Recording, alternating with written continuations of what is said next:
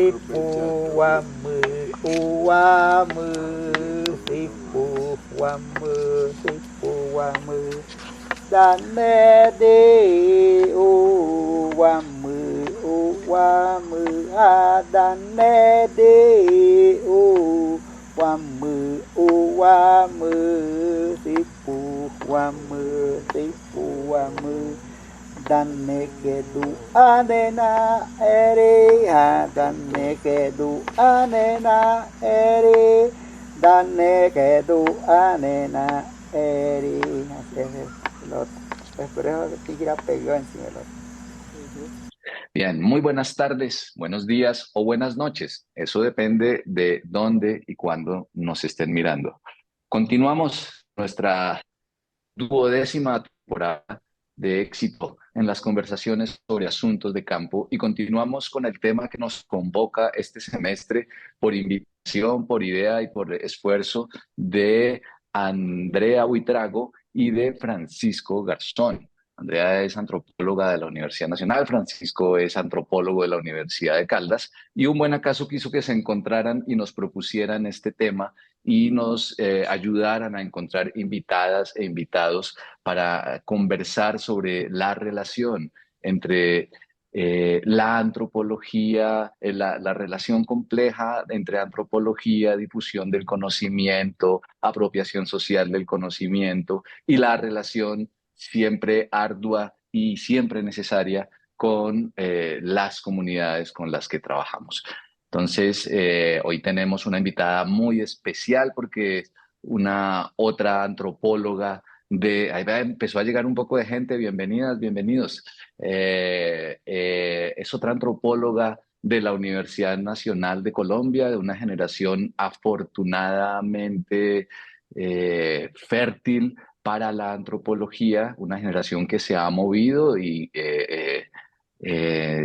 no creo equivocarme al decirlo, una generación con mucho campo, con mucho trabajo de campo, con mucho interés por fortalecer esa relación con el mundo al cual nos debemos y por el cual debemos intentar hacer siempre un esfuerzo grande. Entonces, ya presentará a Diana María Suaza Correa, Andrea Buitrago. Yo les doy la bienvenida, aquí vamos a estar. Entonces, vamos a escuchar a Andrea y luego a Diana.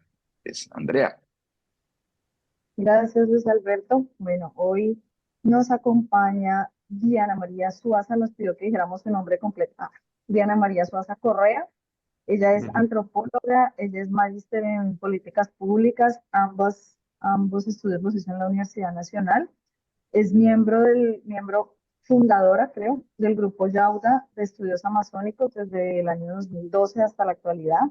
Y este es un escenario en el que acompañan y pues apoyan el fortalecimiento de procesos organizativos de los pueblos amazónicos y de la Orinoquía, especialmente en la realización de propuestas consultadas de intervención social que promuevan el buen vivir, construcción de paz territorial, fortalecimiento cultural, la economía solidaria y la preservación de su entorno natural. Este es un grupo que nace de la Universidad Nacional y que se ha proyectado en actividades de investigación, consultoría, proyectos comunitarios y que ha trabajado especialmente en las áreas de estudios de la lingüística, revitalización lingüística, educación intercultural y estudios de género. Y el día de hoy, pues Diana muy generosamente perdón, no ha accedido pues a acompañarnos hoy a contarnos su experiencia personal en torno a este tema de la apropiación social del conocimiento, de los diálogos de conocimientos. Entonces, pues estamos en este contexto orino-amazónico. Entonces, estamos muy agradecidos con tu presencia y bueno, pues somos todas oídos. Muchísimas gracias. Vale, pues muy buenas tardes con todos. Primero que todo, agradecer por la invitación. Yo siempre he sido muy admiradora de estos espacios de diálogo entre colegas. Son muy inspiradores para una cuando ya se ha graduado y escucha como esas ideas de los estudiantes de antropología, de sus preguntas, de sus curiosidades. Y pues precisamente este espacio es para eso, para mostrarles algo de lo que hemos venido desarrollando con el pueblo, con el grupo de estudios amazónicos Yauda. Entonces les voy aquí a compartir una breve presentación que realicé. Me comentan si la están mirando. Bien, sí, sí está. Sí. Listo, vale. Entonces, pues bueno, yo nombré esto tejiendo la palabra alrededor del conocimiento, porque pues desde mi formación como antropóloga, siempre incluso hablaba con otros colegas, nosotros llegamos a la carrera de antropología un poco sin saber qué es la antropología. Recuerdo mucho al profe Carlos Miñana en nuestra inducción diciendo como la gran mayoría de ustedes no sabe por qué está aquí. Y esa pregunta es bien curiosa porque a lo largo de la carrera, pues uno se la sigue haciendo, incluso habiéndose graduado. Yo me sigo preguntando, ¿será que sí soy antropóloga o no? Y esto de tejiendo la palabra alrededor del conocimiento es precisamente porque el campo y mis experiencias de campo como antropóloga me han dado mucho esas lecciones de cómo relacionar la antropología no solo para mi crecimiento personal, sino para mi crecimiento familiar, social, en general, es transversal. Entonces, pues les comento, yo pertenezco al grupo de estudios amazónicos Yauda. Este grupo se funda en el año 2010. Lleva por nombre Yauda, porque Yauda es el nombre del venado chonto o cenizo en dialecto muisca o bue del pueblo moro y muina. Cuando yo ingreso a la Universidad Nacional, tengo la fortuna de conocer a un estudiante de sociología, su nombre es Maquiavelo Yassi, y junto con una colega que se llama Karen Lorena Romero, me presentan este grupo.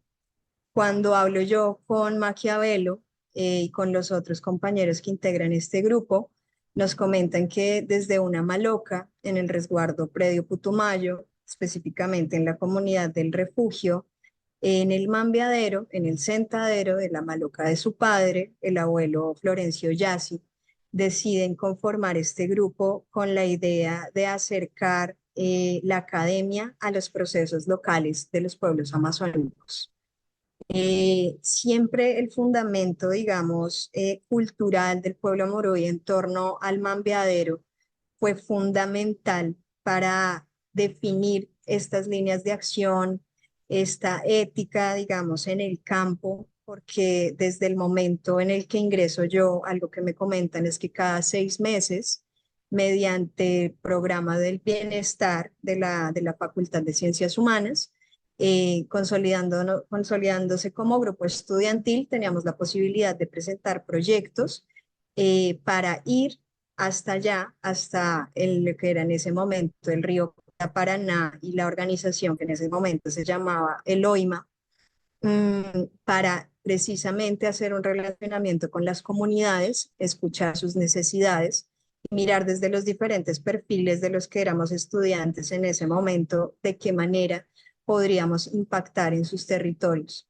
Entonces, esta es una línea fundamental para el Grupo Yauda, y es que el Grupo Yauda no llega, digamos, en el orden de quiero investigar sobre esto me llama la atención, sino que siempre nos han enseñado mucho los abuelos, sobre todo el abuelo Florencio, a escuchar qué es lo que está pasando en el territorio, a conocer cuáles son las dinámicas del territorio y a entender que como agentes externos debemos primero pedir permiso y saber, digamos, estas preguntas que siempre nos dicen en los mambiaderos, que es quién soy, a qué vine, por qué y cómo lo voy a hacer.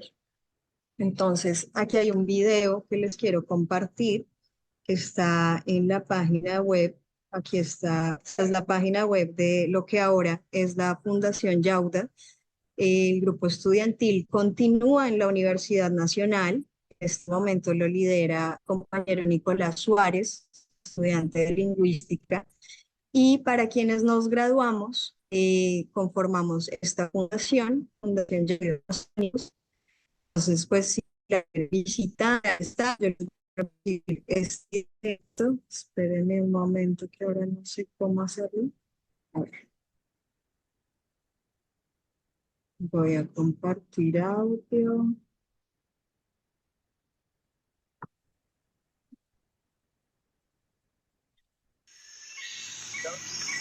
Yauda es un venado. En nuestra lengua, en el Nusca o en Bue, Yauda es el venado cenizo de cola blanca. El grupo de estudios amazónicos Yauda surge en La Maloca, espacio de pensamiento de la comunidad indígena Murui, en donde se manifiesta el interés por afianzar relaciones interdisciplinarias entre los procesos locales de las comunidades indígenas del territorio amazónico y los espacios universitarios. Hace 7 años tuvimos el sueño de consolidar Yauda como un espacio de intercambio entre estudiantes universitarios de Bogotá y las comunidades indígenas del Amazonas.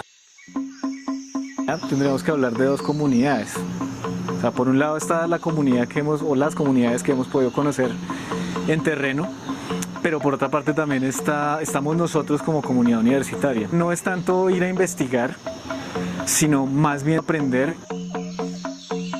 Dejamos de ser investigadores y nos convertimos simplemente en alguien que al ser aprendiz también tiene que transformarse un poco. Hacer pre-ICFES, brindar asesoría en talleres de comunicación, etc. Hoy en día nos estamos constituyendo como una fundación con el fin de que nuestros proyectos que se hacen cada 6 meses y en pocas semanas puedan hacerse todo el tiempo con más meses de duración y con un verdadero impacto en las comunidades indígenas. Nuestro sueño es que las comunidades indígenas tengan mayor protagonismo en la escena nacional, que puedan tener más reconocimiento en las instituciones políticas y sociales de la nación y que su voz y sus sueños sean reconocidos por toda la sociedad. Bueno, ese es el videíto. Este es el momento en el que se consolidó el Grupo Yauda como fundación desde 2013.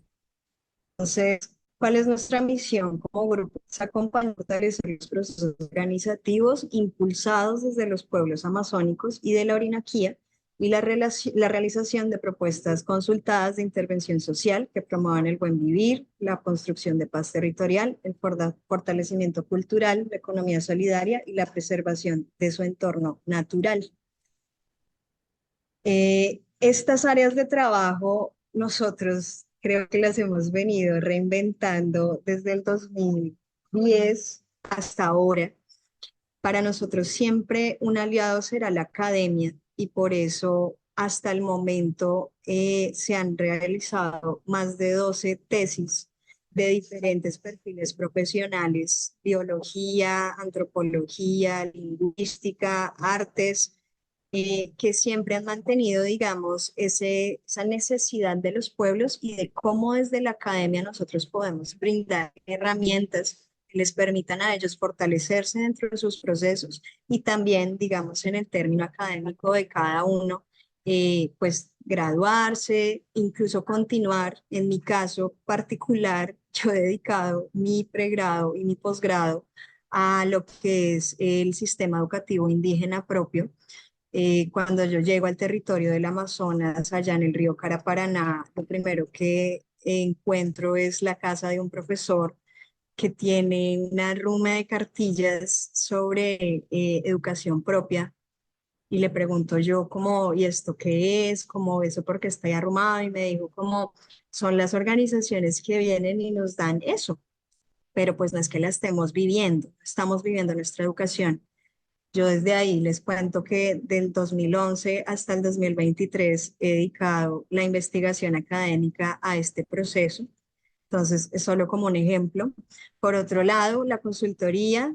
Entonces, acá también se ofrecen servicios de consultoría en la formulación y ejecución de programas, siempre y cuando las comunidades nos lo soliciten. Creo que esta es una de nuestras fortalezas y es que nosotros no llegamos precisamente consolidados como fundación. Incluso ellos han visto nuestro proceso como estudiantes en formación universitarios y de esa misma manera hemos generado unos grados de confianza que permiten esas invitaciones por parte de los mismos pueblos para apoyarlos en sus procesos, y es algo que valoro porque trabajar con pueblos indígenas no es fácil desde el momento en el que uno se presenta como un agente externo y más incluso pues por nuestro título como antropólogas o antropólogas. pues sabemos, ¿no? Cuál es esa huella histórica que ha tenido sobre los pueblos indígenas. Entonces, eso en términos de consultoría y lo que llamamos intervención.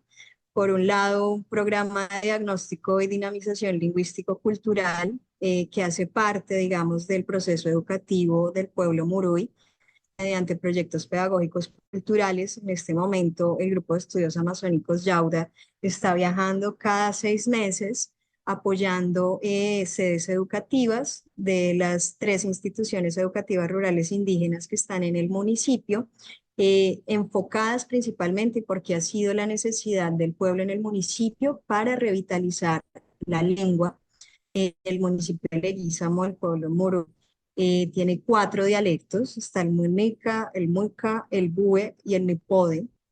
Entonces, cada sede tiene su particularidad, cada sede tiene su manera, digamos, su contexto lingüístico, y ha sido un reto muy interesante, pero también ha tenido, digamos, unos impactos muy chéveres con las comunidades, integrando tecnologías, integrando lo que nosotros denominamos espacios de aprendizaje dentro del proyecto educativo comunitario del pueblo Muruy. Por otro lado, lo que viene a ser la política pública educativa intercultural del sistema educativo indígena en la región amazónica. Esta política pública lleva más de 12 años en construcción. Tiene algo muy particular, y es que tiene un capítulo amazónico que fue, digamos, logrado por las mismas organizaciones amazónicas, y que, pues, digamos que en el caso del grupo, tuve la fortuna yo de acompañar mesas técnicas para la construcción de esta política pública. Como les mencionaba, tanto mi pregrado como mi maestría estuvo orientado a esto. Entonces, más allá, digamos, de ser pues la bandera de los pueblos indígenas amazónicos, en este caso, siempre he sido como una convencida de que hay formas diferentes de enseñar y hay formas diferentes de aprender, y esta política pública a nivel latinoamericano sería la primera política pública que le permitiría a los pueblos indígenas una total administración de su educación. Entonces, es más que todo una lucha política personal de mi parte, porque veo un gran potencial en la educación de los pueblos indígenas, un poco para transformar la manera en la que estamos aprendiendo a hacer en el mundo y aprendiendo a hacer y hacer en el mundo.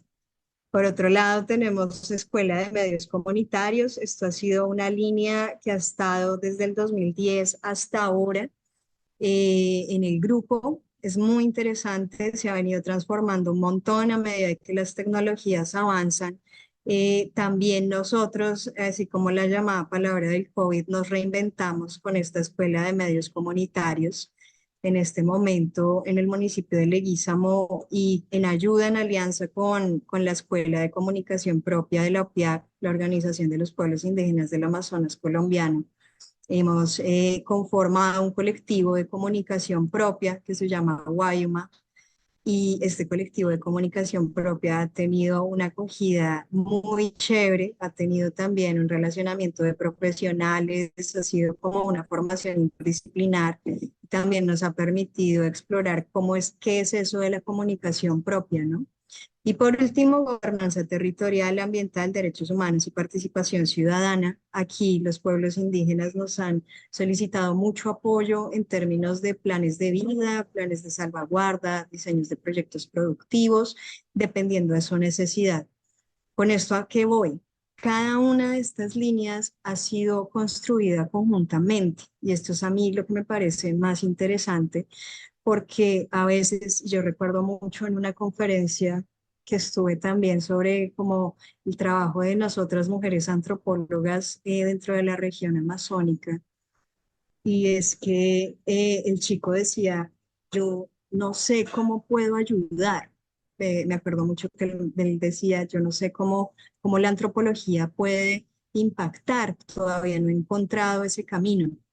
Pues acá nosotros en el mismo territorio, acompañando cada uno de los mambiaderos, porque esto también es una dinámica fuerte. Digamos que nosotras como mujeres en los espacios del mambiadero no somos las que debemos estar. Para el caso del pueblo Muruy, es un espacio propio de las mujeres, es mayormente masculino, pero que digamos, todas las chicas que hemos pertenecido al grupo de estudios amazónicos hemos estado en el espacio, bien sea algunas mambeando, otras no, pero ha sido como ese espacio, digamos, de donde surjan esas necesidades, esas reflexiones y esas respuestas frente a yo como Diana María, como antropóloga, como mestiza, incluso con todas las características que yo pueda tener, cómo me puedo relacionar con los pueblos amazónicos, ¿no? Entonces, pues, importante para tener en cuenta y porque, digamos, yo como Diana María me sentí fascinada por el territorio amazónico. En el territorio amazónico tenemos 102 comunidades indígenas, más de la mitad de las que están registradas a nivel nacional.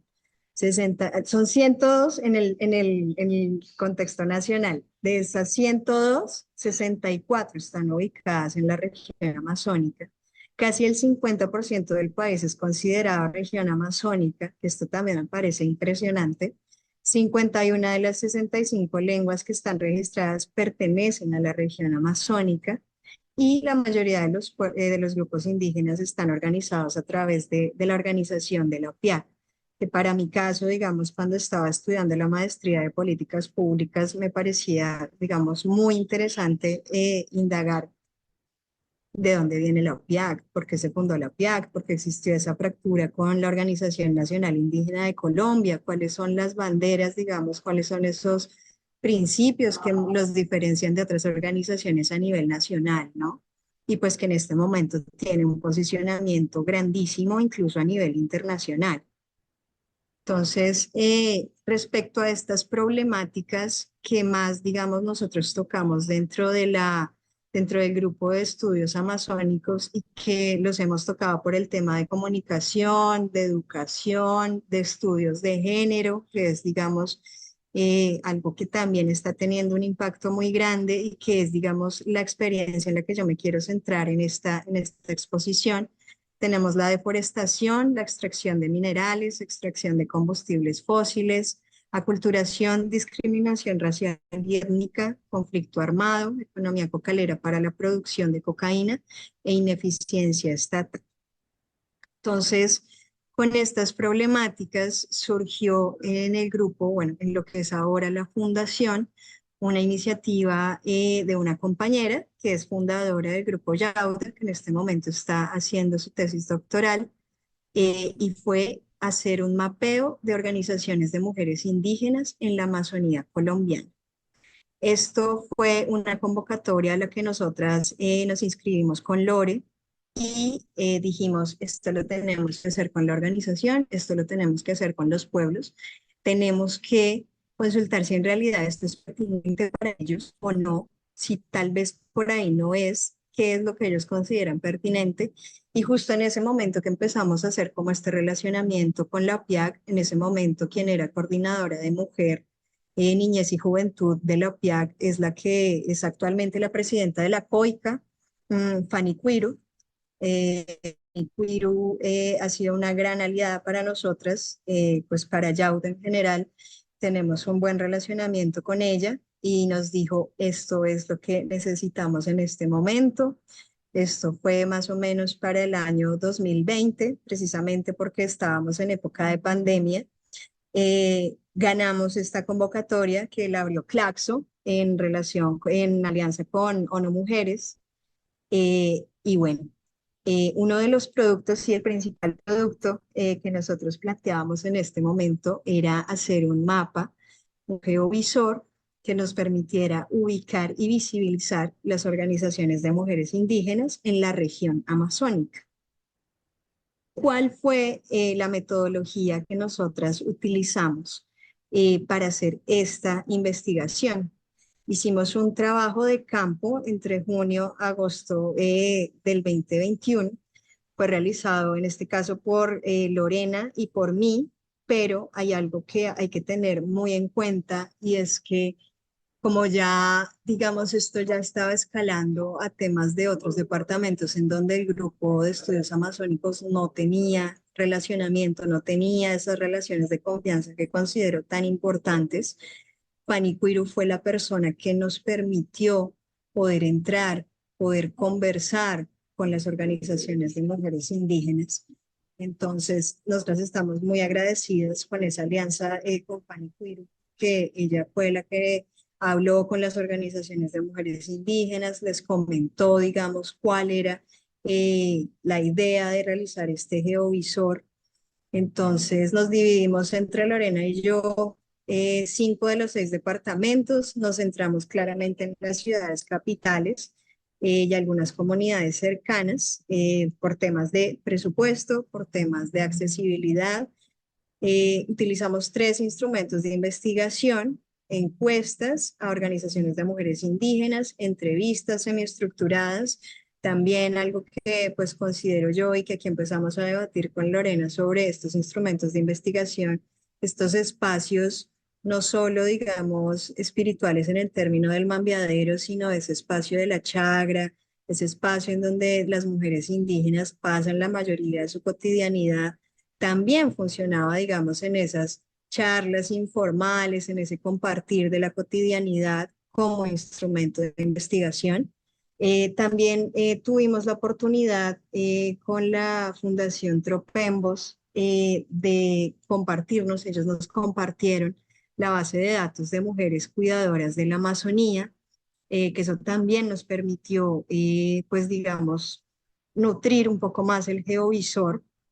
Les compartimos también un poco la idea de este geovisor y aquí vamos viendo, digamos, cómo esos diferentes actores que tal vez andan por caminos, entre comillas, diferentes, cuando encontramos este punto en común, pues tenemos resultados muy bonitos. Y en términos de estas restricciones de financiamiento y tiempo para la investigación, teníamos pues la tercera ola de COVID y el paro nacional. Entonces, pues carreteras, transporte, acceso, seguridad, que no podíamos viajar sin la vacuna, etcétera. Fueron restricciones que, pues bueno, también, si bien recorrimos el territorio, fue muy importante tenerlas en cuenta. Entonces, un poco como lo que obtuvimos de allí, de por qué se organizan las mujeres indígenas. Bueno, aquí 4 puntos: la satisfacción de necesidades económicas como una demanda política, un emprendimiento basado en los conocimientos tradicionales. Entonces, muchas organizaciones, en su mayoría de mujeres, están relacionadas con cultivos alimentarios, trabajo artesanal, medicina tradicional. Y esto es muy interesante porque detrás, digamos, de esta estrategia, digamos, de emprendimiento, está una intención muy clara por revitalizar cultura, por fortalecer su identidad como mujeres indígenas. Y pues bueno, digamos que está, si bien las necesidades económicas se consideran como demanda política, los emprendimientos manejaban ese proceso cultural, digamos, por debajo de, pero muy conectado. Por otro lado, contexto de oportunidades, asignación de recursos para prácticas ambientales indígenas, y esto también es una bandera de Fanny Quiru, por cómo pues trabajó con nosotros a lo largo de este proyecto, es que las mujeres son las cuidadoras de la Amazonía. Entonces, esa conexión, digamos, como cuidadoras en defensa del territorio y prácticas de buen vivir, en el caso, digamos, del pueblo Huitoto, la asociaban a la historia del Monilla Mena, que es la historia, digamos, del árbol de la abundancia y de la abundancia, porque la mujer es prácticamente quien administra y distribuye de manera muy equitativa, incluso si hay escasez, prácticas de buen vivir y de defensa del territorio. Ya aquí, pues yo les quiero mostrar un poquito el mapa. Esperen a ver si yo... Aquí está el mapita. Bueno, aquí está, el mapa está alojado en la página de la OPIAC. Se llama así, Geovisor de Organizaciones de Mujeres Indígenas en la Amazonía Colombiana. Si ustedes aquí le dan clic, espero me cargue. Dios. Internet. Esperen a ver si de pronto acá. Bueno, nosotros acá si ustedes ven estos diferentes puntitos de colores, de acuerdo a la investigación, logramos identificar 6 categorías de las organizaciones. Por un lado, las azules son las agrupaciones de víctimas del conflicto armado, el rosadito tiene que ver con revitalización cultural, el amarillo tiene que ver con conservación del territorio, el morado es fortalecimiento de capacidades, gestión y liderazgo, el rojito emprendimientos comunitarios y el verde sistemas alimentarios tradicionales. Entonces, por ejemplo, si nosotros nos vamos acá, entonces queremos colocar en el azulito Asociación de Mujeres Indígenas del Guaviare. Entonces, ¿qué va a salir aquí? Sale el objetivo, cuáles son sus resultados esperados. Esto también fue una conversación muy profunda con cada una de las organizaciones. Nosotras les planteábamos a ellas que la idea de este geovisor era principalmente que se generara una visibilidad de estas organizaciones de mujeres en el ánimo de que supieran que habían otras organizaciones de mujeres en la región amazónica y que se pueden hacer red, que pueden hacer alianzas, que pueden buscar cosas en común. Entonces, acá, digamos, algunas estuvieron de acuerdo en dar este dato, el dato de contacto, u otras que prefirieron que no. Este caso en particular de la Asociación de Mujeres Indígenas de Medicina Tradicional, que es ASOMI, que es una organización preciosa. Por ejemplo, en su caso había tenido diferencias con la OPIAC. Ellas no son afiliadas a la OPIAC. Nosotras íbamos como PIAC, íbamos como Grupo de Estudios Amazónicos Yauda. Y pues más allá, digamos, de ese tinte político que tenga, si se es filial o no, esta idea de poder conocer otras organizaciones de mujeres indígenas y que esas otras organizaciones de mujeres indígenas permitieran contactarse con esta asociación fue lo que, lo que ellos nos dieron permiso de dar este contacto. Entonces, así con la mayoría de las asociaciones, si hay un proyecto que ellas, digamos, mantengan en este momento, también sale. Si está vigente ese título del proyecto, también sale. Entonces, eso, pues ahí, si ya lo quieren explorar más, ahí está en la página de la OPIAC. ¿Cuáles fueron nuestras enseñanzas del trabajo de campo? Y creo que me parece algo muy clave para este momento del compartir, para que esto no se viera como un acto extractivista académico de conocimiento. Nosotras con la señora Fanny diseñamos 4 estrategias. Entonces, primero que todo, el establecimiento de relaciones horizontales en las que se desvanezca esta relación jerárquica entre el investigador y el investigado. Pues miren, digamos, como lo mencionó el compañero Felipe en el video de Yauda, nosotras también nos convertimos en unas aprendices de su proceso, de su necesidad de organizarse.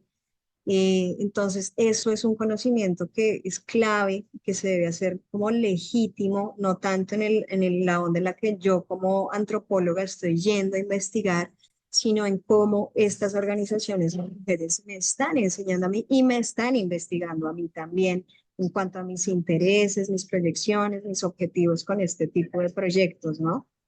Por otro lado, el énfasis en los resultados esperados como una oportunidad para la visibilización de las organizaciones de mujeres indígenas y su trayectoria, que era lo que les comentaba anteriormente, el manifiesto y el interés de mantener y fortalecer relaciones establecidas y continuar en el trabajo cooperativo en el futuro, porque el compromiso que nosotras adquirimos es como, listo, esto va con ONU Mujeres, esto va con Claxo. Ellos claramente nos pidieron un documento, un informe final, un documento de recomendación de política pública, pero también el compromiso que nosotras adquirimos como el Grupo de Estudios Amazónicos Yauda, como fundación, fue entregarles a ellas, bien sea por medio digital o incluso físico. En mi caso, pues por residir en el departamento del Putumayo, tener la oportunidad de volver y mostrarles qué fue lo que se hizo, los documentos, entregárselos y mostrarles claramente el producto del geovisor.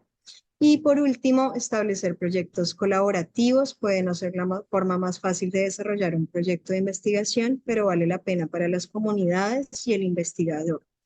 En mi caso, por ejemplo, cuando yo llegué a la organización de ASILAB en el departamento de Leguízamo, Putumayo, justo en el momento en el que estábamos desarrollando esta investigación, la coordinadora de mujer estaba en el diseño de lo que fue el primer encuentro de mujeres indígenas del municipio. y pues, de las comunidades que están afiliadas a esa organización de ASILAP. Entonces, si bien el proyecto de investigación yo no esperaba, digamos, que se me hiciera esa investigación para colaborar en toda la organización de este encuentro de mujeres, resultó en el apoyo profesional y técnico de dos encuentros, sí, dos encuentros en el año 2021 y el año 2022 de mujeres en la Asociación de ASILAP. Entonces, ¿qué sigue, digamos, para nosotros? Por un lado, pues las publicaciones que están también en la página web, la visibilización de este trabajo y de este geovisor para profesionales, estudiantes que quieran tal vez trabajar con organizaciones de mujeres indígenas de la Amazonía, también para que otras mujeres, incluso no organizadas, bien sean indígenas o de cualquier procedencia étnica, vean estos ejemplos de organizaciones de mujeres que tienen mucha fuerza, pues consolidar. Yo le tomo una expresión prestada a una compañera de Nariño que decía trabajar en punta. Entonces, pues es como lo que sigue para nosotros. Esto es con lo que tengo para compartir. Figura, que quiero decir muchas gracias en Mónica. Aquí están nuestros contactos y pues bueno, esto es lo que tendría para compartir yo en esta tarde.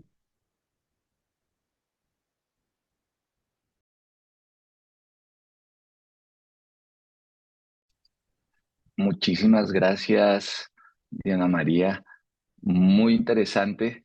Creo que se abre ahí tema para hablar, para conversar. Entonces les voy a pedir que vayan alzando la mano, intervengan. Intervengan. A mí me gustó mucho el comienzo. Me voy a empezar yo con una pequeña intervención ahí. Felipe Montañez agradece con una pequeña intervención porque me llama mucho la atención eh, lo que acaba de señalar ahora último Diana María a propósito del sentido de investigar, de que, digamos, no sé si de reconocer que la investigación nos debe poner a compartir la vida y que en esa vida compartida surgen un poco de problemas que no son los de la investigación y que eventualmente la vida transforma los problemas de investigación, que creo que es la mejor manera de empezar a reconocer que mucho o casi todo, bueno, digamos que mucho de lo que decimos quienes hablamos en la academia es un don que nos han regalado en campo. Las personas que nos enseñan, las personas que nos llevan, las personas que dejen que nos cambian los temas de indagación justamente por lo que nos van diciendo. Entonces, esa manera tan generosa de abrir el campo de la investigación es algo que a mí me gusta mucho y que me gustaría mucho que los estudiantes tuvieran en cuenta. Los estudiantes eventualmente están dispuestos a tenerlos en cuenta, pero las universidades no tanto, porque las universidades piensan la investigación suelen pensar la investigación como un campo cerrado y unidireccional, un trabajo sobre un poco de gente como que está allá el mundo y salimos nosotros a planear sobre el mundo, preferiblemente con drones, para extraer información. Y creo que la gracia de la antropología está en otro lado y la gracia de estos trabajos que reconocen la enormidad del mundo. A mí también me impresiona eso de que la Amazonía es más de la mitad del país, y es un país completamente desconocido acá en nuestras ciudades andinas e incluso y tristemente en las universidades en donde se enseña antropología. ¿Dónde están los amazonólogos en las universidades colombianas? No están, no aparecen. Y bueno, terrible.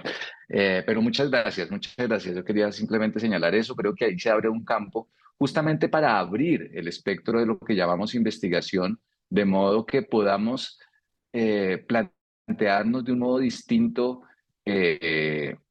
esa cosa que siempre digamos, le ha hecho bastante daño a la antropología y a los antropólogos y a las antropólogas, que es esa como esa inquietud de no saber qué hacer con el conocimiento, de cómo devolver el conocimiento, como si de verdad nosotros nos lleváramos el conocimiento. Si nos lo llevamos es porque no estaba ahí, probablemente es una invención nuestra. Y si ese conocimiento nos afectó, entonces ese conocimiento ya está en la vida. Digamos, ahí hay un problema serio que me parece bacano, que está en el centro de estas discusiones y que creo que hoy puede salir de un modo chévere con lo que nos ha planteado Diana María y con lo que plantea el grupo de estudios amazónicos Yauda. ¿Quién quiere continuar? María Camila tiene una pregunta. ¿Quieres abrir tu micrófono y hacerlo, por favor? Sí, hola, ¿me escuchan? Sí, sí, bueno. Hola Camila. No era más como una pregunta alrededor del proceso y como de los efectos a corto plazo. Si, por ejemplo, fue posible el contacto directo de algunas organizaciones de mujeres a lo largo del proceso, como cuáles fueron esos resultados de esos contactos. Y también ahorita que decía alrededor del geovisor, eh, que como que constantemente se está actualizando sobre los proyectos que están realizando a lo largo del tiempo, como me surgía la pregunta de quién actualiza ese proceso y como cuál, esa información, digo, y, y sí, como cuál ha sido el proceso posterior que se ha planteado para mantener vigente y actualizado ese geovisor. Y ya era como eso. Y muchísimas gracias por la presentación. Vale, no sé si entendí la pregunta el primero, que si era como de cómo nos habíamos relacionado con las organizaciones de mujeres. No, no entendí No, esa era pregunta. más como los efectos como a corto plazo, si de pronto fue posible poner en contacto alguno de los grupos, entre ellos de mujeres, mientras estaba realizando como la Ah, investigación, sí, y sí, como yo cuáles estoy fueron de como los acuerdo. resultados a corto plazo de de esas interacciones entre ellas. Sí, esto es muy interesante porque uno ahí empieza en otros espacios a encontrarse con otras organizaciones de mujeres, digamos que nosotras visitamos separadamente, pero que por espacios gubernamentales o por espacios de otras instituciones, organizaciones y demás, las hacen encontrarse. Digamos que en el caso, por ejemplo, de ASOMI, que no están directamente ya, pues, afiliadas a la OPIAC, ellas fueron muy juiciosas revisando como el geovisor, cuáles eran las organizaciones que habían en el Putumayo y hacerles invitaciones a esas organizaciones de mujeres para que se acercasen a ese espacio que queda en la vereda del Pepino en Mocoa. Entonces, ahí uno dice como, ok, si el geovisor está teniendo un impacto, de igual manera para el caso de las organizaciones de mujeres en Leticia, que también en Leticia hay muchas organizaciones de mujeres que no sabían que habían tantas, y como que ver todos esos punticos del geovisor, les hizo decir, ve, o sea, ahí somos más, no sabíamos incluso, y esto pasa mucho como que, no me acuerdo cuál es el dicho que dice, como que nadie es profeta en su tierra, porque digamos que estando en el mismo lugar, no conocen que pueden compartir cosas como organizaciones de mujeres. Entonces, por ejemplo, mi compañera Lorena tuvo la oportunidad de hacer la socialización de esta investigación allá en el Museo del Banco de la República en Leticia y se pudieron encontrar esas otras organizaciones de mujeres. Claramente habían unas que ya se conocían, otras que no. Entonces, eso es lo que nosotros hablamos como de la red y del trabajo en junta, porque ya digamos, ahí sí depende como de las proyecciones que tengan estas organizaciones de mujeres con el territorio, con sus procesos, si ven potencialidades para realizar cosas a futuro. Y ya por otro lado, frente a lo que me preguntas sobre el geovisor, a la OPIAC se le entregó un manual muy interactivo, como muy pedagógico, de cómo actualizar el geovisor. Entonces, se hizo una capacitación con el equipo de comunicaciones de la OPIAC para enseñarles cómo funciona el geovisor, cómo se lo puede actualizar, para que entonces la OPIAC quede encargada de hacer esa actualización. Pues sabemos, digamos, en este momento, ya Fanny Cuiro no es la coordinadora de mujer, ahorita es la señora Jojoa, ella tiene, digamos, en sus manos este geovisor En teoría, pues nosotras decimos, tiene la responsabilidad de apropiárselo y mirar las potencialidades que tiene. Tiene el manual para hacer la actualización de este geovisor. Si requiere de nuestra ayuda, claramente nosotros estamos allí para apoyarlo. Entonces, sí quedó ese manual para que ellos mismos puedan actualizarlo. Se capacitó al personal de comunicación, que algunos quedaron, otros no, pero que sí tienen idea de cómo hacer esa actualización con el geovisor. Muchísimas gracias.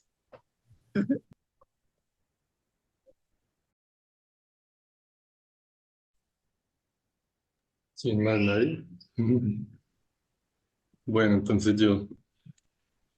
Diana, muchísimas gracias por lo que nos acabas de compartir. Me recuerdas muchas inquietudes, igual como, no solo como antropólogo, sino como estudiante de antropología. La primera pregunta es esa, precisamente sobre la relación entre comunidad académica y lo que llamaríamos la gente de afuera, las comunidades locales, en este caso la comunidad indígena. Y es el asunto precisamente de cómo, desde lo estudiantil, considero que Yauda ha tenido un sentido de la proporción. Hace algunos años, los estudiantes de antropología, cuando yo también era estudiante, nos pensábamos eso de la red de estudiantes de antropología que estaba articulado a unos encuentros que se llaman el ENEA, que personalmente hoy en día digo que no sirven de mucho, más allá de hacer un encuentro en el que la gente comparte un poco, pero de ahí no pasa.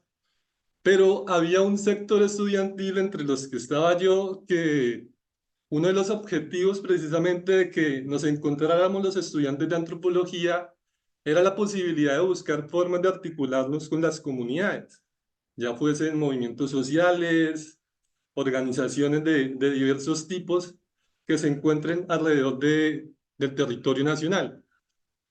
Pero siento que no había una proporción y por eso es que los ENEAs nunca han funcionado para nada.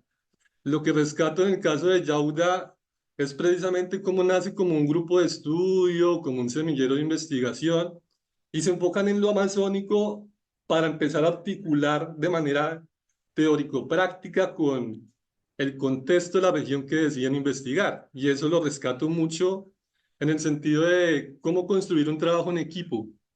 Y ahí está precisamente la reflexión también, porque ustedes empiezan a articular con la Universidad Nacional, como dicen, cada 6 meses tenían la posibilidad de un presupuesto.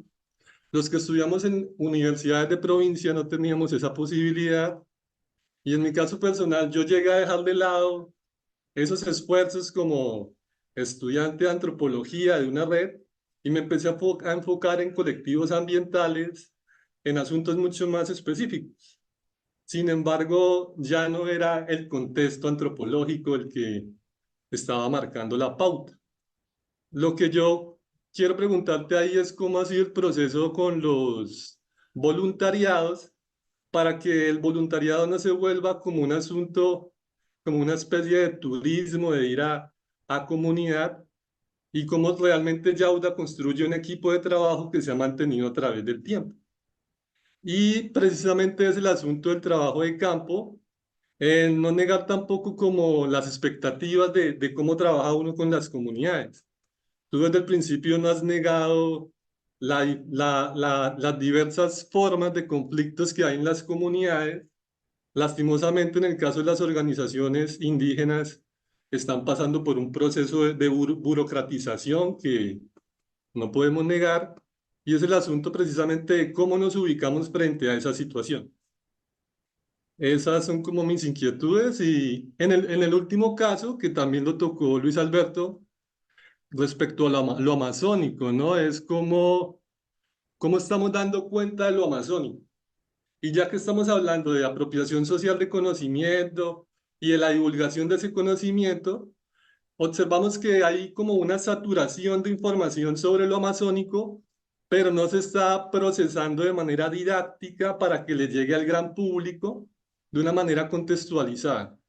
Y eso termina generando una serie de clichés, de estereotipos sobre lo amazónico, de gente que no conoce lo amazónico, pero al mismo tiempo de gente que llega a lo amazónico para seguir manteniendo como problemas de contextualización frente a la realidad que sucede en esta zona del país.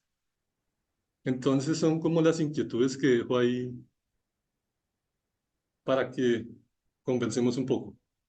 Vale, Francisco, gracias. Yo creo que algo que sí es fundamental y yo creo que la mayoría de los profesionales que no pertenecemos al pueblo moro y muina, creo que todos estaremos muy agradecidos y es ese interés de la familia Yassi en invitar estudiantes de diversas carreras para hacer parte de esa cotidianidad amazónica. Digamos, aquí es muy importante y en el video sale el compañero Maquiavelo.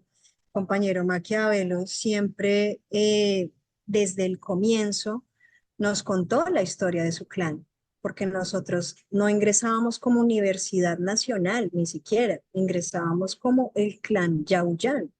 Y el clan Yauyán tiene una historia en el territorio y llegar a los espacios de Mambiadero como Clan Yauyán tenía sus tensiones, tenía sus beneficios, tenía sus cosas, pero también fue, digamos, incluso un cambio de perspectiva frente a lo que el Clan Yauyán en su momento fue en la época de las caucherías y lo que venía a ser ahora con esa gente blanca o con esa gente mestiza en el ánimo de resarcir esos procesos comunitarios, en el ánimo, digamos, de fortalecer lo que fueron los efectos de las caucherías para ese territorio.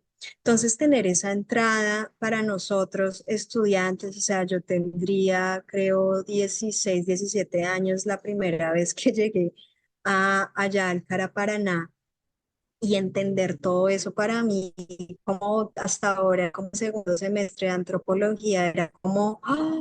¿Qué es todo eso? O sea, la Universidad Nacional me permitió conocer a esta persona. La interacción en el Freud incluso fue la que nos permitió como hablar sobre esto del grupo de estudios amazónicos Yauda, pero sin lugar a duda, digamos que la entrada que nos permite la familia Yassi en sus comunidades, en sus dinámicas, en sus conflictos internos, también fue algo que nosotros tuvimos que asumir como personas no pertenecientes al grupo étnico. Entonces, eso también es un debate, pues digamos que tomaría otra conferencia, pero sí estoy de acuerdo en lo que tú mencionas de cómo el antropólogo en este caso, porque como reitero, nosotros no éramos solo antropólogos, éramos artistas, biólogos, lingüistas, de todo, pero que sí vamos a generar un impacto en el territorio. Ahora, lo que mencionas frente a los voluntariados, y esto también fue una cosa que fue muy guiada por el Mambiadero, incluso del conocer sobre estas plantas medicinales, plantas sagradas,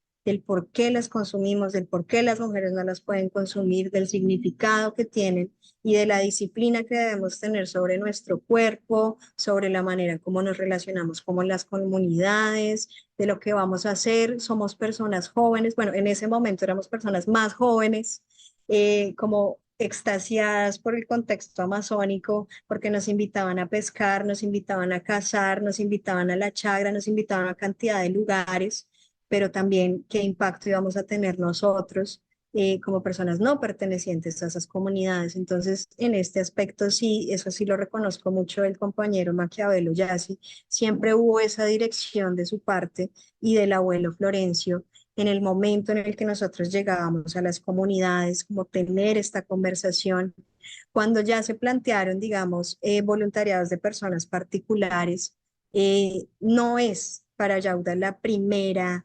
idea llevar a la persona al territorio. Nos llegan personas de otros lugares, de otros países, como, ay, yo quiero ir al Amazonas, poder con ustedes, pero en realidad, ¿cuál es un poco ese interés? Como, ¿qué es lo que estás buscando? En realidad es una cuestión académica, es una cuestión espiritual, o sea, es que llegan tantas necesidades por visitar el territorio amazónico que nosotros lo que hacemos es mirar desde nuestras líneas que si es necesario que la persona vaya al territorio, si es necesario, y esto también lo hacemos mucho con los estudiantes en este momento que conforman el grupo, en un primer momento hay toda una contextualización del territorio, no es que ellos se abocan de una vez a ir a las comunidades indígenas, no. Existe como una preparación, como que conozcan qué es lo que nosotros estamos haciendo como grupo y en donde ellos vendrían a tener como una potencial propuesta o articulación de lo que ya existe. Entonces, ahí es como que es un reto muy grande, porque sí, muchas personas dicen como, ay, quiero vivir la experiencia de conocer el Amazonas y todo esto, pero pues nosotros también lo hemos ido llevando. Ya. Ujú.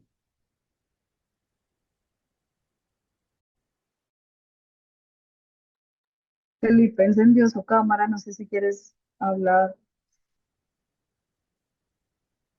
Tienes el micrófono apagado. Sí, pues quiero aprovechar la ocasión para saludar, agradecer el espacio, muy importante, me alegra ver reunido, digamos, convocado a este grupo y agradecer el trabajo, lamento haber llegado un poco encima de la reunión. Bueno, entiendo que ahí ahora también, pues, lo bueno de ir realizando trabajo de investigación, participación, es que quedan unos insumos, queda material para lo que acaban de resaltar, ver que, digamos, afrontar estos desafíos que son ya en materia de divulgación, de acceso a la comunidad, de las diferentes miradas, como las personas pueden estar apreciando el territorio, apreciando la cultura. Las mismas bases, las mismas comunidades tienen también acceso a información de la cultura porque pues sí lo que predomina es cierto nivel hegemónico mediático. Entonces están ahí unos quehaceres en materia de comunicación, del conocimiento, de los saberes. Y desde la Universidad Nacional, pues el Grupo Yauda también está participando en los diferentes espacios, por ejemplo, en la retroalimentación con un evento que alcancé a estar del conversatorio sobre la COP16, en donde se hablaba de cambio climático, de crisis climática, de afrontar también desde esas otras miradas, como qué tareas tiene y cómo se puede integrar también ahora el conocimiento y las razones que siguen sumándose para ver cómo en varios aspectos se asume el territorio y los desafíos que enfrenta, porque por ejemplo hablaban de un modelo de bioeconomía, pero entonces hablaban también de que las economías son muchas, de que cómo incrustar, acuñar el término en un sentido solo hacia responder a lo monetario es una manera de hacer un paso, digamos, hacia el capitalismo voraz que nos tiene, digamos, en unas instancias también. Entonces, pues por eso veo muchas posibilidades y nuestra parte también, pues de mi parte, voy a seguir este semestre trabajando. El año pasado y antepasado tuvimos la oportunidad de ir a territorio. Se ha podido adelantar proyectos pedagógicos y se ha creado desde el Grupo Yauda también un laboratorio de proyectos en el cual pues estamos también haciendo esta fase de sensibilización, de acercarnos a la comunidad a través de esta revisión de la literatura, también de la situación de las comunidades, pues acercándonos un poco a estos temas.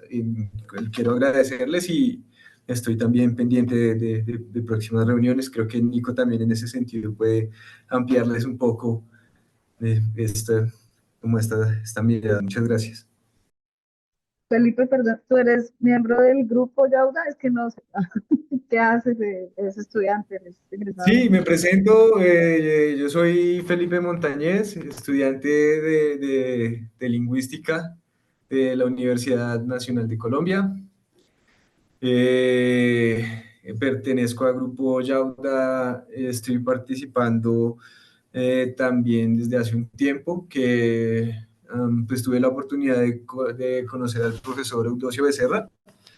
O sea, fue como mi primera experiencia con el Amazonas desde la Universidad Nacional y también algo que me llamó la atención, capturó mi interés la manera como él se refería a su territorio como algo de esa dimensión, como él hablaba, y más adelante estos encuentros que pues también permiten acercarse a la otra realidad, que no son solo pues la urbanidad y la ilusión del capitalismo, sino la pluralidad, la diversidad y las necesidades que tenemos para las respectivas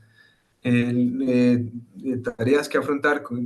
Pienso que aquí es importante mencionar también los temas de reparación, de qué ha pasado con el asunto de los bonos de carbón, y también que tiene que ver con esos nuevos modelos del turismo que se menciona, que no se quiere que sea predatorio ni cualquier fase de turismo. Entonces todas las tareas en el marco de la comunicación, de qué llega, de cómo llega, todo eso exige, digamos, mesas y estamentos de diálogo, inclusive a nivel de redes. Entonces estamos en esta articulación.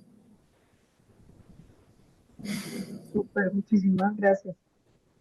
Al fondo Nicolás estaba pidiendo la palabra y luego Nico Suárez.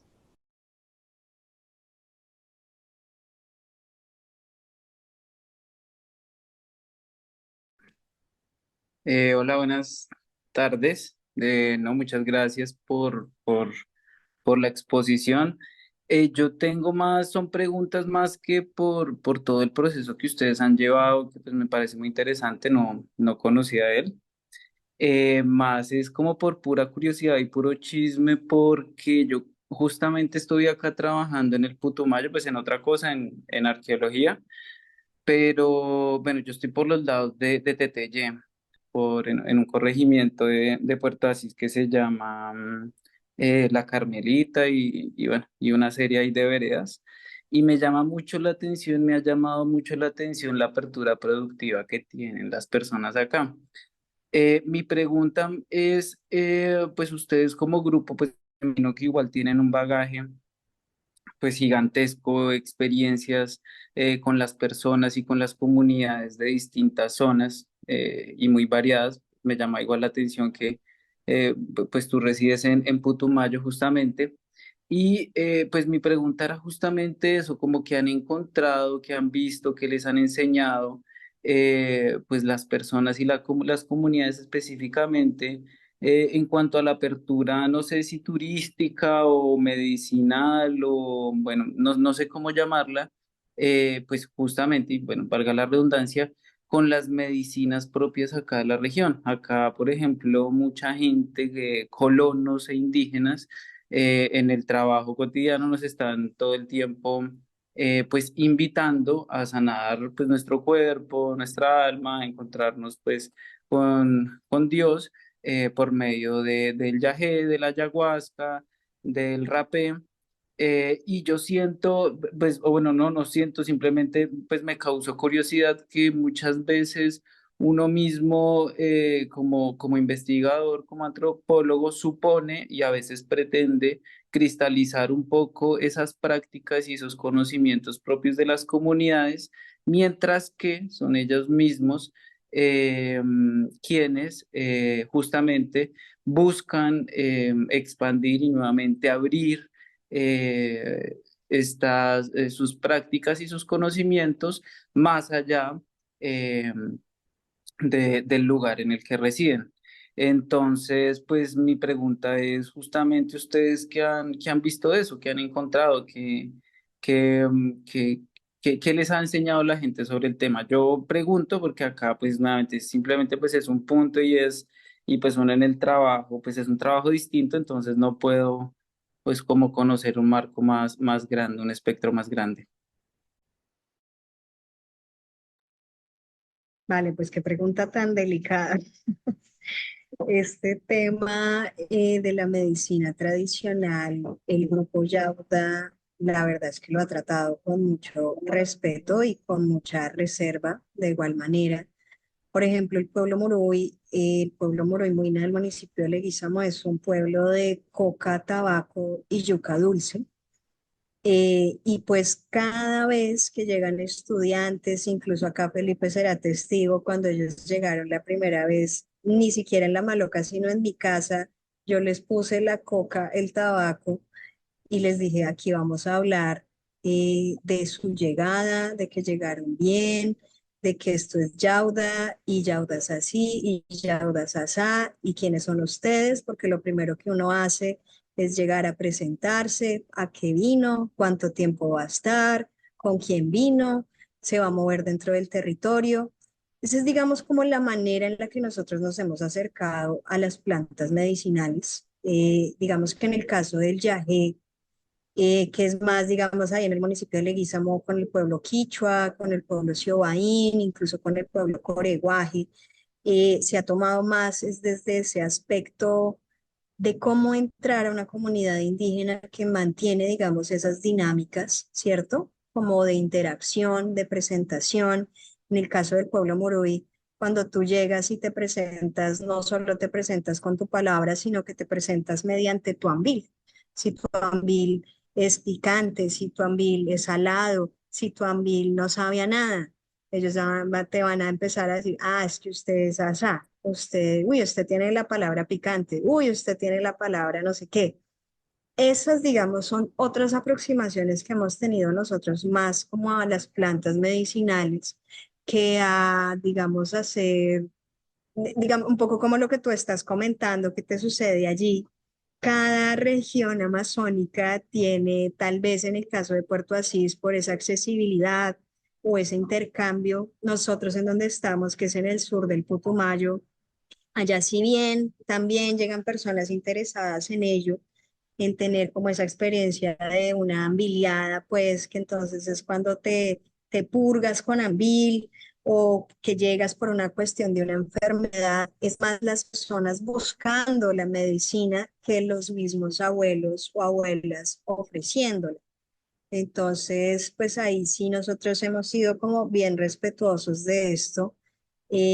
Yo creo que para eso también es fundamental mantener ese espacio de mambeadero en el grupo, en la fundación, en el proyecto que hagamos, porque es lo que nos guía. O sea, de nuevo, esta herencia que tenemos nosotros de clan y del respeto de esas plantas sagradas nos hace como apropiarnos de esa dinámica, no exotizarla, no mediatizarla, ni digamos como capitalizarla en el término de, ay, venga y entonces vamos a hacer una limpia, el pueblo Muruy invita en asociación con Yauda. Pues no, nosotros sí no hemos promovido esa situación, sino que la hemos manejado más en la dinámica de la interacción de las plantas con ellos para relacionarnos, no tanto en búsqueda como de, sí, como de lo que estás mencionando. ¿No?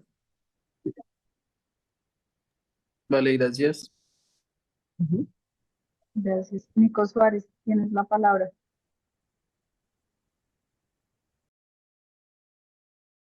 Mm.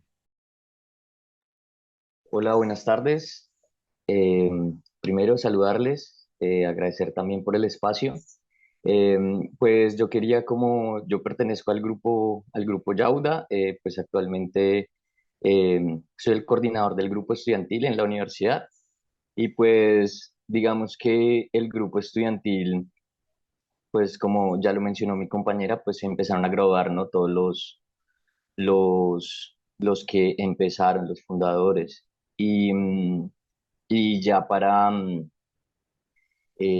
antes, o no mentiras, después, justo después de la pandemia, el único estudiante activo que quedaba era yo. Entonces, pues digamos que el grupo estudiantil empezó a tener como, a coger como una, un, como un camino hacia la revitalización lingüística por mis intereses y pues invité a mis amigos a participar en construir proyectos pedagógicos que sirvieran para la revitalización lingüística y cultural del pueblo Muruy. Entonces, desde entonces, pues el grupo eh, Yauda, que eso fue después de la pandemia, empezamos a trabajar, a implementar proyectos pedagógicos en diferentes comunidades. Ahorita el grupo, respondiendo un poco a la pregunta que hizo Francisco de cómo manejamos el voluntariado, pues entendemos un poco también a los miembros estudiantes del grupo Yauda como voluntarios de cierta forma también y lo que estamos haciendo precisamente es que pues esta iniciativa de los proyectos pedagógicos y el apoyo al, como la educación propia pues nace precisamente de las mismas comunidades y en ese buscar, como contaba Diana, de qué podemos hacer nosotros como profesionales y como personas dentro de las comunidades, dentro del trabajo con comunidad, pues me di cuenta que era una metodología que podía funcionar. Entonces, a partir de eso, empezamos a invitar a los compañeros a que pues también diseñaran sus propios proyectos pedagógicos, a que tuvieran, digamos, se diseñaron proyectos pedagógicos alrededor de la cocina y comida tradicional, alrededor del uso de las TIC, alrededor de la creación de contenidos con uso de herramientas audiovisuales. Y ahorita lo que queremos es hacer 3 proyectos pedagógicos, bueno, varios proyectos pedagógicos, e implementarlos en 3 comunidades, 2 del pueblo Muruy y 1 del pueblo Siona. Eso lo queremos hacer en julio. Y pues la idea es que cada persona que va al territorio tiene que llevar un plan de campo.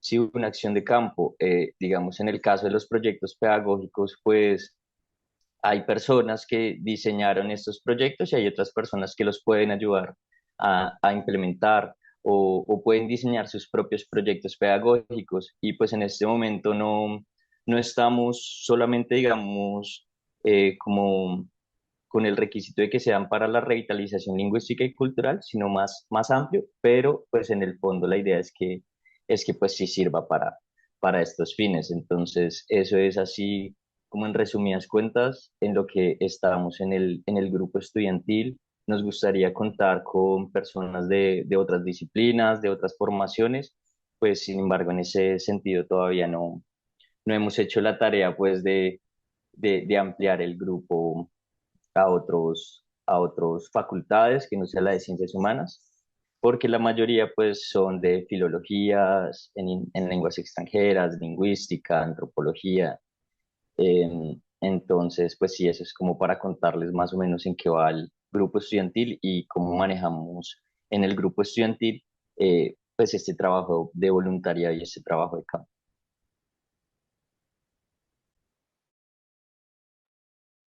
Súper. Pues yo tengo una pregunta, creo que nadie tiene levantada la mano. Yo tengo, bueno, no, tengo como dos preguntas en realidad. Eh, una un poco más operativa, digámoslo así, pero que pues me genera mucha curiosidad, y es cómo financian estos trabajos de voluntariado, cómo hacen para que la gente pueda venir acá, porque además trabajar en la Amazonía es increíblemente costoso. Creo que por eso también cada vez menos gente viene a trabajar acá. Y un poco lo que decía Luis Alberto al inicio, yo siento que hubo un momento en la antropología colombiana en el que trabajar en la Amazonía era como algo básico, ¿no? Y muchos de los pioneros de la antropología iniciaron acá y eran de esos antropólogos que hablan 3 lenguas, saben prender fuego bajo la lluvia, o sea, era gente que se preparaba muy bien para hacer sus trabajos de campo. Em, yo creo que yo trabajo en la Universidad de Leticia, en la sede de la Universidad de Leticia. Entonces, claro, uno aquí ve algunos de esas vacas sagradas todavía, Juan Álvaro Echeverry, Carlos Franchi, Dani Maecha, pero claramente cada vez son menos. Y me parece interesante esta apuesta que ustedes hacen también, ¿no? Por volver a traer interés desde una sede andina a la región, ¿no? ¿Cómo lo podemos hacer? Entonces, no sé, pues cómo lo hacen posible, por una parte. Y me parece interesante también, ¿no? Como en el marco de la antropología colombiana, hacerle la apuesta a la Amazonía nuevamente. Bueno, que ustedes son un grupo interdisciplinar, pero pues creo que sí nacieron desde la antropología, ¿no? Entonces, pues me parece muy interesante y muy valioso. Y la otra pregunta que tengo es sobre el mapeo que hicieron, porque también, pues, en el trabajo que yo estoy haciendo acá, hicimos un mapeo el año pasado como iniciativas de conservación en ecosistemas acuáticos en Brasil, Colombia y Perú. Entonces tenemos ese dilema que ustedes planteaban un poco, como pues ya lo hicimos, ahora sigue una fase pues, de implementación, pero con el mapeo estamos en esa disyuntiva de, bueno, ¿y ahora qué hacemos con esto? Porque hay que retornarlo y pues vamos a retornar el mapa y va a estar bien, ¿cierto? En las zonas en las que hay conectividad, hay que hacer como un directorio para las que no, bueno, pero sí es una pregunta y en este momento creo que en la región se está levantando mucha información que yo creo que es muy valiosa, información básica de quién está haciendo qué, porque también la conectividad, la comunicación en la región es muy compleja, entonces es lo que se está haciendo ahorita en muchos lugares. Eh, entonces, sí, como ustedes, o sea, algo que veamos que sería muy interesante en estas experiencias es los intercambios, que la gente se conozca, que la gente pueda ir, pueda volver, no sé, como qué opciones también de utilización de este tipo de información que se está levantando, creen que sería pertinente. Y bueno, y la última, y la última pregunta. Ya respecto como a este ciclo de charlas, estamos hablando de esas formas en las que la antropología media, ¿no? En la apropiación de conocimientos más allá del sistema académico, ¿no? Y yo creo que en la Amazonía, o en mi experiencia más que en otros lugares, es clarísimo que uno aquí viene a aprender, o sea, porque es que si no te mueres, o sea, uno no puede sobrevivir acá. Es que vienes a aprender todo el tiempo estás aprendiendo y todo es muy complejo y todo es como que pues no sé, en ese tema de, como del diálogo de conocimientos, en la construcción de conocimientos, pues no solo ya nos han contado mucho de lo que han aprendido, pero también cuáles son como esos lugares que han visto que es valioso también de ustedes mediar un poco entre ese conocimiento de las personas y las relaciones, ¿no? Con Occidente, con un montón de otras dinámicas. ¿Cuáles han sido esos espacios valiosos como de mediación, de apropiación de conocimiento? No sé, aquí ha habido gente que habla de ciencia ciudadana, claramente creo que esa no es la perspectiva de ustedes, de difusión, de apropiación, no sé, también cómo se paran ahí desde su experiencia en la región amazónica, como cuáles son esos conocimientos que han sido pertinentes como de compartir, qué es lo que pide la gente también, ¿no? Como esos apoyos. Eran 3 preguntas. Gracias. Vale, entonces la primera frente a cómo nos financiamos, desde que yo ingresé, y por eso menciono tanto ese programa de bienestar, para nosotros el programa de bienestar fue nuestra principal fuente de financiación y aún lo sigue siendo para los estudiantes. Nico lo sabe. El programa de bienestar ha sido fundamental. Nosotros valoramos así haya tenido las crisis que haya tenido el programa de bienestar, porque cada vez se recorta y cada vez se recorta más y más el presupuesto. Sin embargo, aún sigue existiendo la posibilidad y por eso también el grupo estudiantil ha podido permanecer, digamos, porque siempre ha sido esa, digamos, la metodología.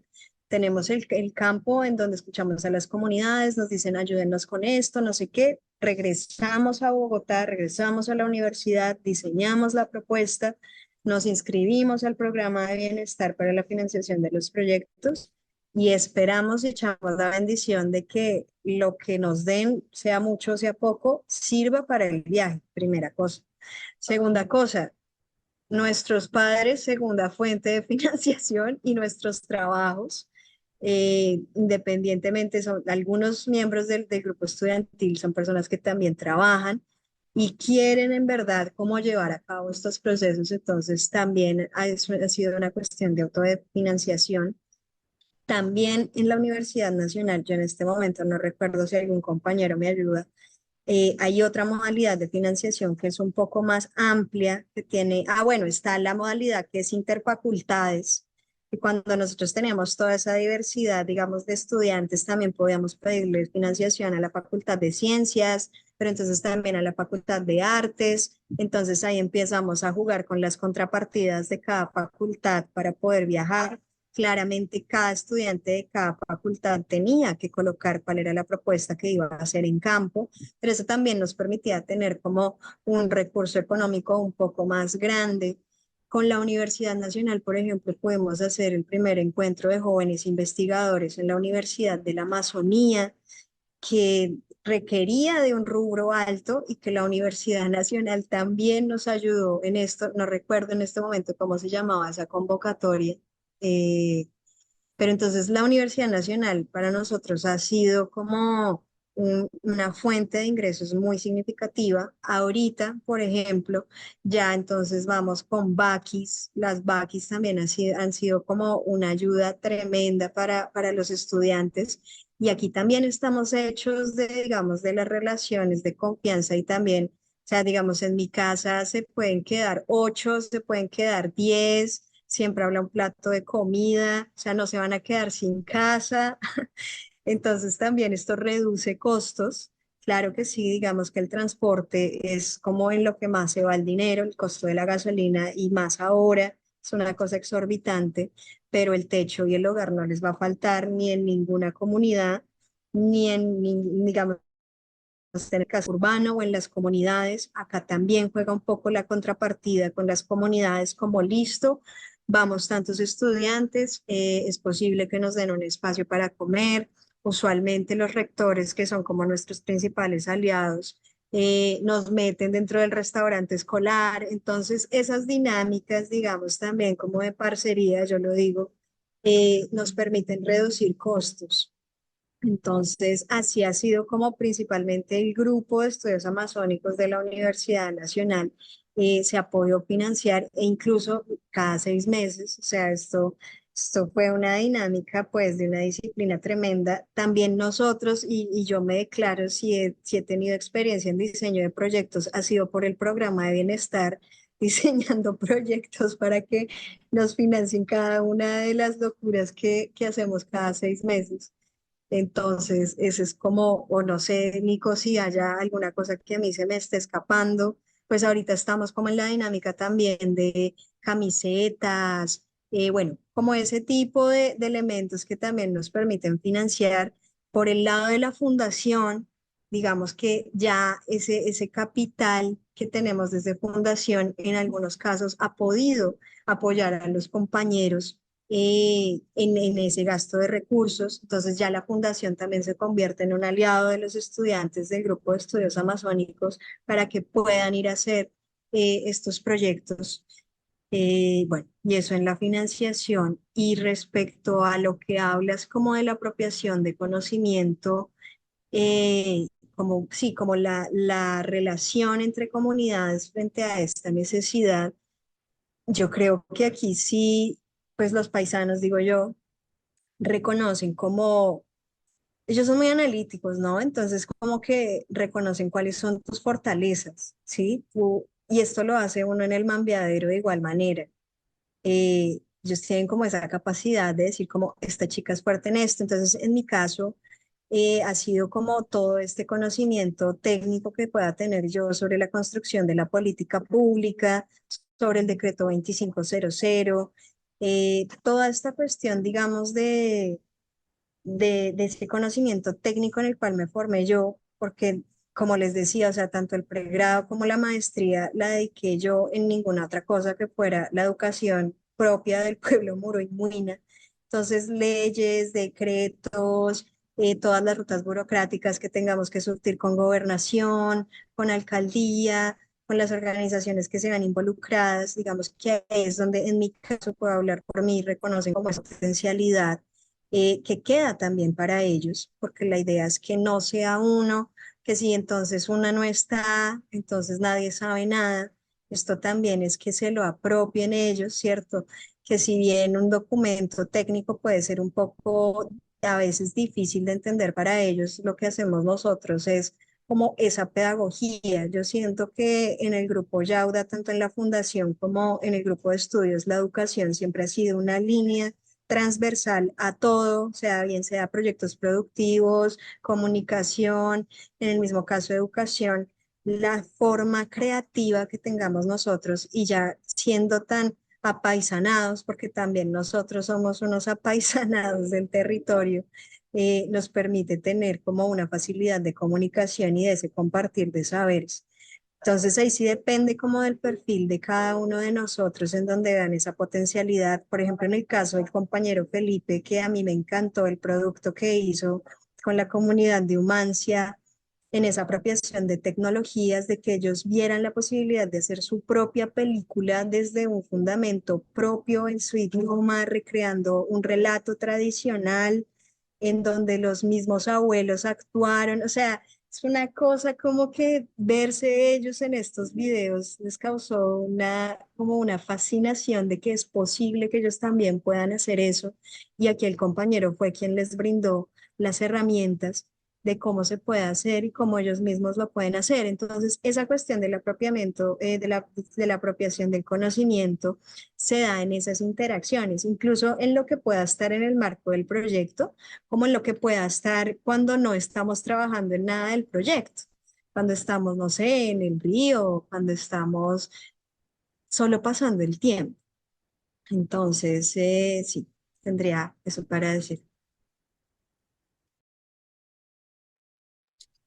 Yo quisiera hacer un comentario porque es que me parece muy chévere todo lo que han contado y una cosa que a mí se me ocurre es que hay ciertamente una estrategia por parte de algunos de estos abuelos de difundir el conocimiento a través de los antropólogos o de los voluntarios y eso me parece impresionante, me parece realmente bacano que creo que esa estrategia que también encuentra uno en otros lados de sentarlo, decirle, bueno, ponga acá sus intenciones, y usted qué hace acá, y usted por qué viene acá, y usted a qué viene acá, tiene que ver con eso un poco de empezar a conocerlo a uno, de empezar a reconocer a la gente por lo que manifiesta que quiere hacer, pero también empezar a medirla, a ver en qué medida se pueden usar, pueden las personas ser útiles.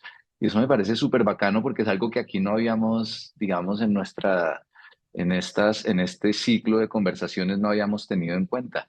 El hecho de que también somos instrumento de la agencia de las comunidades y muy lindo lo que acaba de decir Diana María, porque eso en realidad la gente que tiene campo es así, es apaisanada de distintas maneras. Y ser apaisanado es ser cooptado por una agencia política, por una agencia de cuidado, por una cierta manera de concebir lo que es bueno, lo que es correcto, lo que es adecuado, lo que esperamos que sea dicho de nosotros y lo que por otra parte, digamos como que no solamente le da sentido al mundo, que eso es lo de menos, sino hace que la vida pueda seguir siendo posible y eso me parece muy bonito, muy chévere, muy chévere. Bueno, entonces, ¿qué? Bien, espera. Francisco. Yo quiero ahí complementar un poco con lo que acaba de decir Luis Alberto y rescato mucho precisamente ahorita que intervino Nicolás Suárez, eh, ese asunto de que esta charla es la que nos ha mostrado, nos ha llamado la atención sobre la relación específica de lo estudiantil con las comunidades. Y también rescato en el caso de Diana, y es como que después de ya de graduados y somos profesionales, seguimos siendo solidarios con esos procesos para que tengan su propia autonomía. O sea, rescato que el acompañamiento no se ha dejado de lado, de que respetas el hecho de que vienes de ese proceso, has crecido con ese proceso y no has abandonado a las personas que lo siguen manteniendo. También rescato lo que dijo Nicolás de que, digamos, en el caso de él le interesa la revitalización de las lenguas y al haber pocos miembros, pues a partir de ahí es que se toma el tema principal en el que se va a trabajar. Entonces es como se articula como los intereses personales con el trabajo colaborativo que uno va a hacer como grupo. En la medida de que uno tenga un interés y haya una juntanza de entusiasmos, pues uno trabaja. Esos asuntos ahí, en este momento, no me acuerdo del tercero que iba a hablar, pero rescato mucho ese asunto Sí, yo quiero ahí de mencionar mantener la una solidaridad. cosa. Dale. Bien. A mí esta situación, digamos, con la revitalización lingüística me parece supremamente interesante porque, digamos que desde el 2021 resido yo en Leguízamo y cada vez que yo escuchaba a Nico cuando me estaba hablando de lo que estaba haciendo en la universidad, yo le decía, Nicolás, eso es lo que están hablando aquí en el Mambeadero, o sea, eso es lo que necesitan en el Mambeadero, o sea, si en este momento en el grupo Yauda de Estudios Amazónicos hay mayormente filólogos y lingüistas, es una maravillosa coincidencia que en los territorios o sobre todo en el proceso educativo en este momento del pueblo moroy, la necesidad primaria sea aprender la lengua.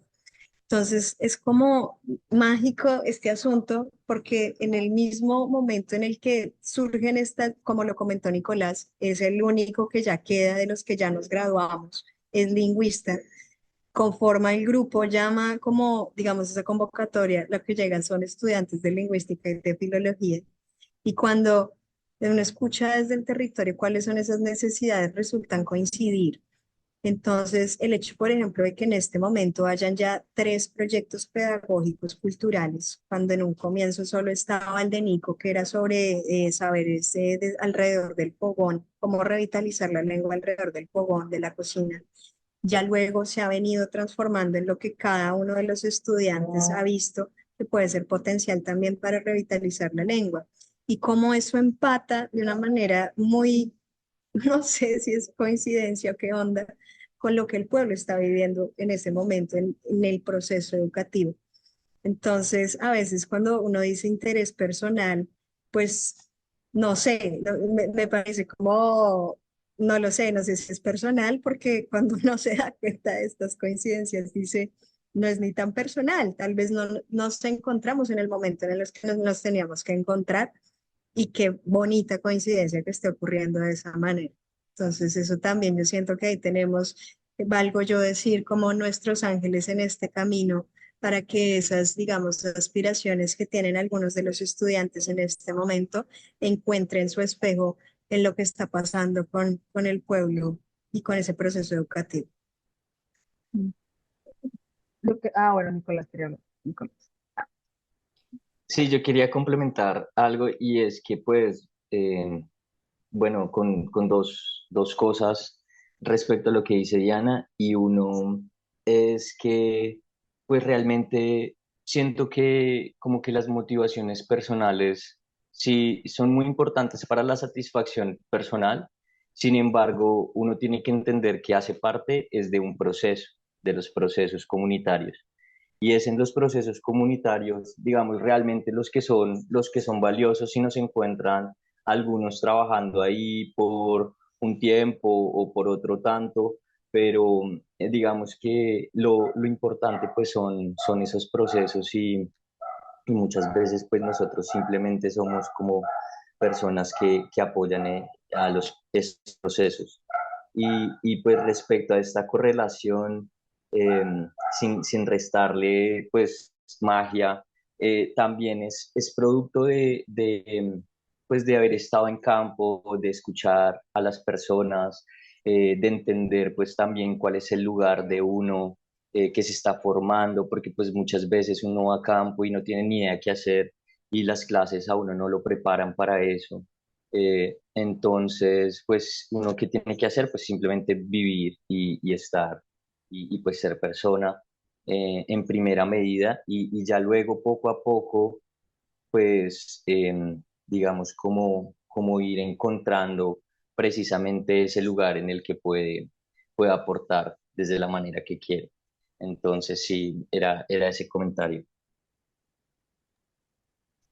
Sí, respecto a lo que estamos hablando, a mí me llama mucho la atención también ese lugar que tienen los y las profesionales que hicieron una apuesta por estar en el territorio, ¿no? O sea, yo siento que también el habitarlo, o sea, el irse, el vivir allá, el estar años. Yo creo que el ciclo de aprendizaje para estar en un lugar son mínimo 2 años. Uno después de los 2 años ya entiende cosas. Y como que el hecho de que haya personas que hagan esa opción implica como una mediación en la universidad que de otra manera no podría existir, porque los profesores están allá pensando en sus cosas, haciendo sus cosas, y el hecho de que Yauda también sea un poco un puente, ¿no? Entre lo que está ocurriendo en las aulas, en este caso en la Universidad Nacional, y lo que está pasando en el territorio. O sea, esos encuentros y esas coincidencias tampoco existirían si ustedes no están allá, ¿no? Y no están como en esa labor de ser puentes. Y yo creo que eso es algo muy valioso para cualquier universidad. O sea, y no sé, y también eso tiene sus momentos y es una gran apuesta de vida. O sea, hay momentos muy bonitos, hay momentos muy difíciles. Pero yo creo que las universidades necesitan, y las universidades sobre todo, sí, que tienen apuestas de humanidades, ciencias sociales, necesitan ese tipo de mediaciones, ¿no? Son mediaciones pedagógicas. Eh, eso, no sé qué opinas.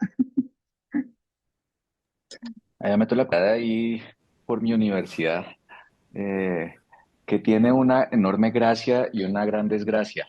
La enorme gracia es que la Universidad de Caldas recibe gente de todo el país. Tenemos gente del Amazonas, del Baupés, de los Llanos, de Boyacá, de la costa, del Pacífico, del Cauca, de Nariño, de Bogotá. Hacia acá llegan antes cuando había tanta gente que quería estudiar antropología y no podían pasar allá en Bogotá, entonces los que no podían se venían para acá.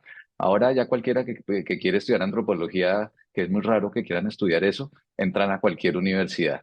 Entonces, lo cual está muy bien, lo cual está muy bien. Pero digo que esta universidad de la Universidad de Caldas es una universidad muy cosmopolita o muy cosmocolombiana, cosmodepartamental, porque tenemos un montón, tenemos un montón de estudiantes de distintos lados, pero la universidad quiere tener una vocación regional, aunque sea una universidad digamos, y eso es paradójico, y eso es la embarrada, porque le cierra las puertas a la posibilidad de que es una universidad que puede tener una cierta imagen de la nación, del país, ¿cierto? Entonces, y eso, quiera lo uno o no, sí incide en los estudiantes y en las estudiantes y hace que muchos no quieran salir de Manizales y eso es la embarrada.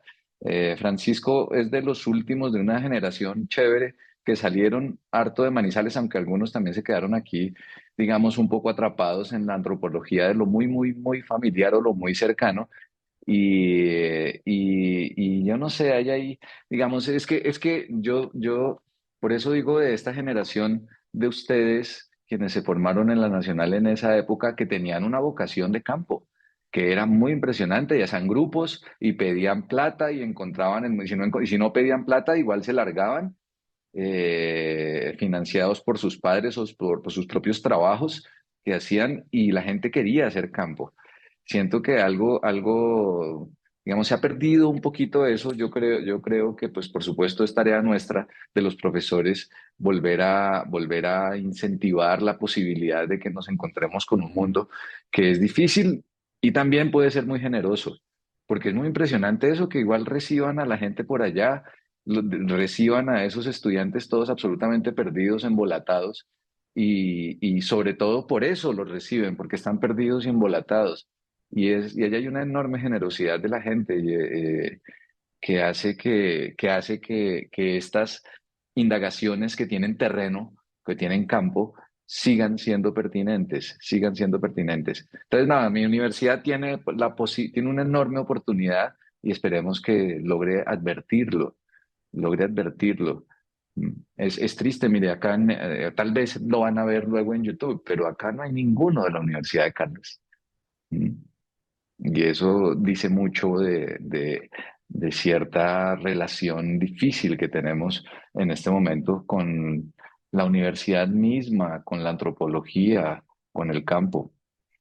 A ver, bueno, no, sí, pero no, ningún estudiante. Francisco, usted es de la universidad, yo también soy de la Universidad de Caldas, pero ambos ya somos viejos.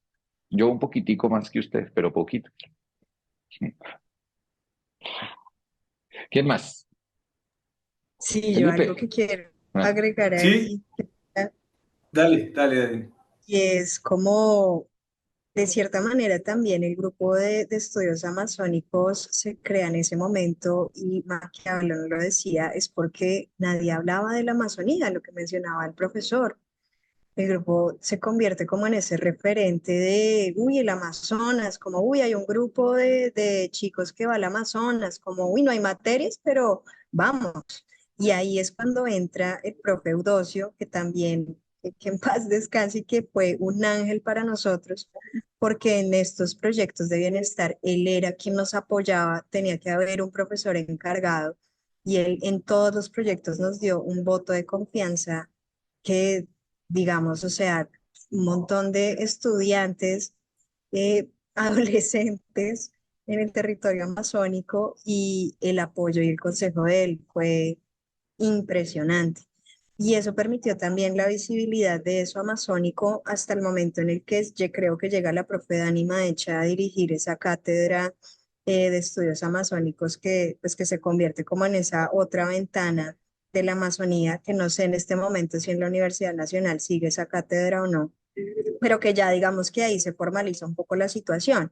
Sin embargo, el grupo sigue siendo como ese grupo estudiantil, ese grupo que se reúne en el Freud, ese grupo que no hace parte aún como de esa institucionalidad o esa formalidad que le puede dotar de otras cosas al contexto amazónico, pero que siento es mucho más familiar cuando nosotros entre estudiantes hablamos de lo que esperamos ver en la Amazonía, de cómo nos imaginamos la Amazonía incluso, y de tener, digamos, esos diálogos. Yo hace poco estuve en el Freud en la Universidad Nacional conociendo a los chicos que ahorita pertenecen al grupo de estudios amazónicos y es, no sé, me sentía supremamente rara, pero también me sentía muy alegre de que desde los intereses que tuvieran ese interés por la Amazonía.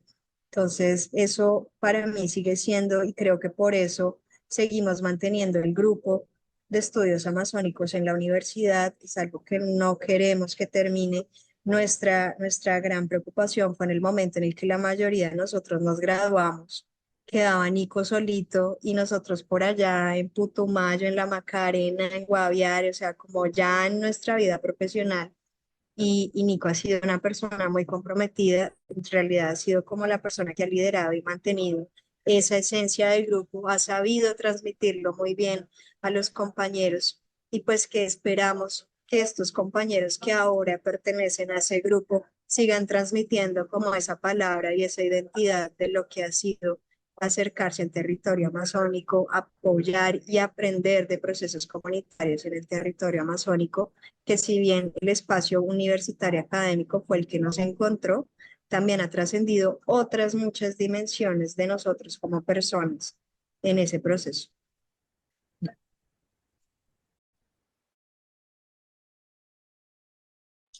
Felipe tenía la palabra.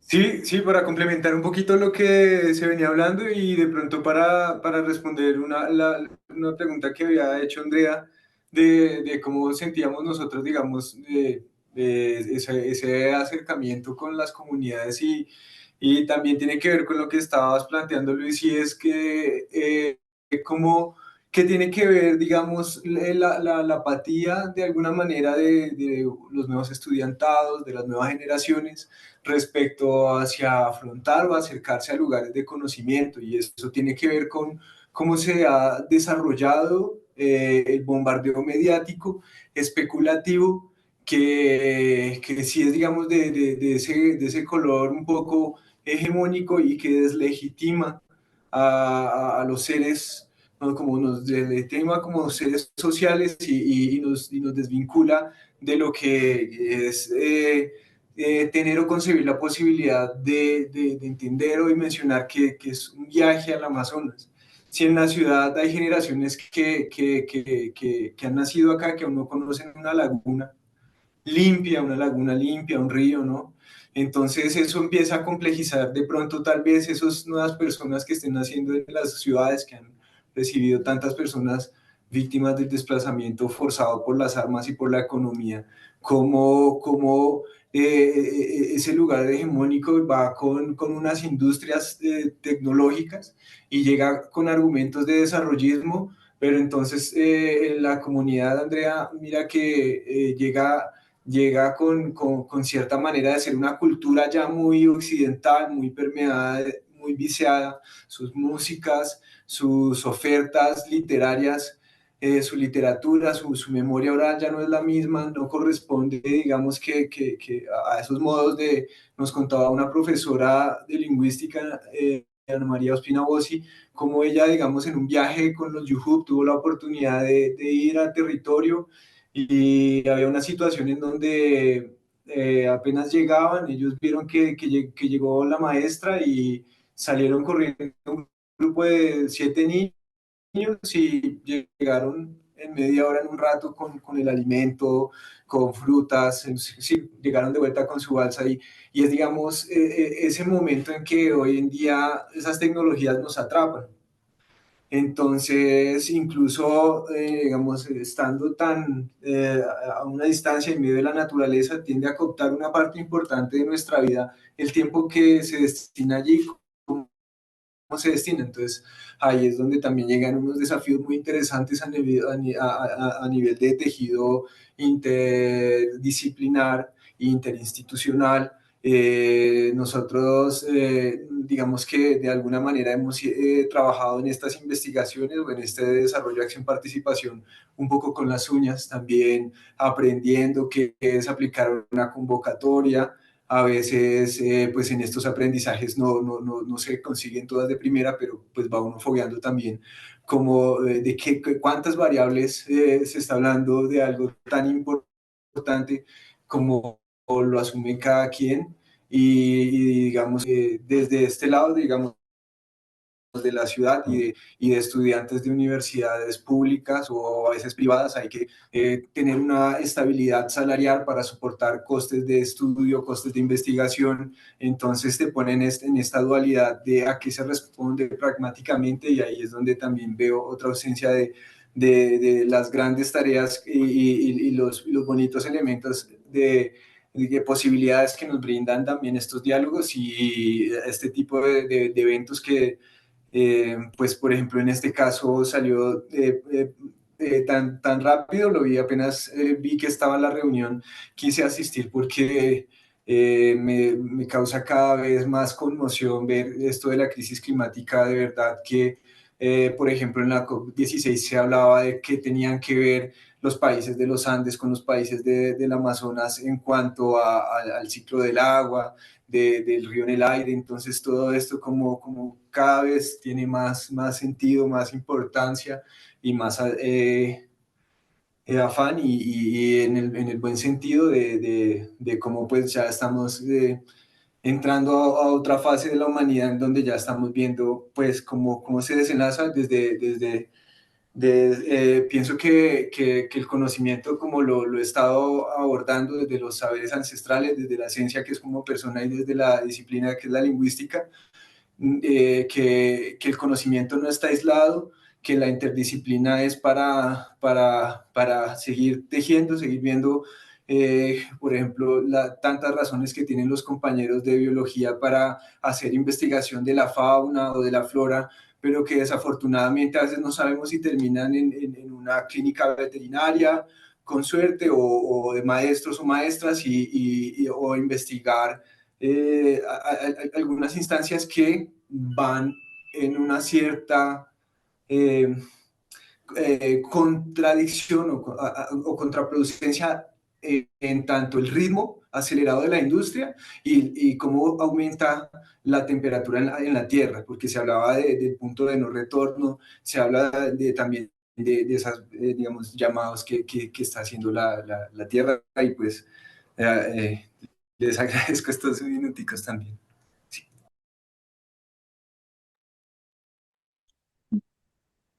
Muchísimas gracias a ustedes.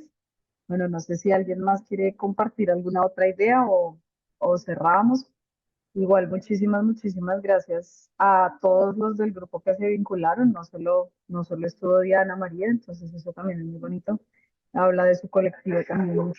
Muchísimas gracias por habernos compartido, por habernos hecho pensar cosas, por proponernos una mirada también diferente desde otro lugar, con otras posibilidades, pues de estos diálogos de conocimiento que emprende la antropología y otras disciplinas, pero pues ahora centrados desde la antropología.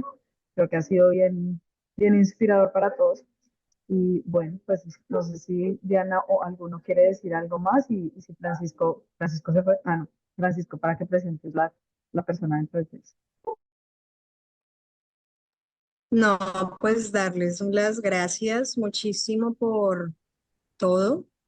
Estos espacios siguen siendo para mí supremamente valiosos.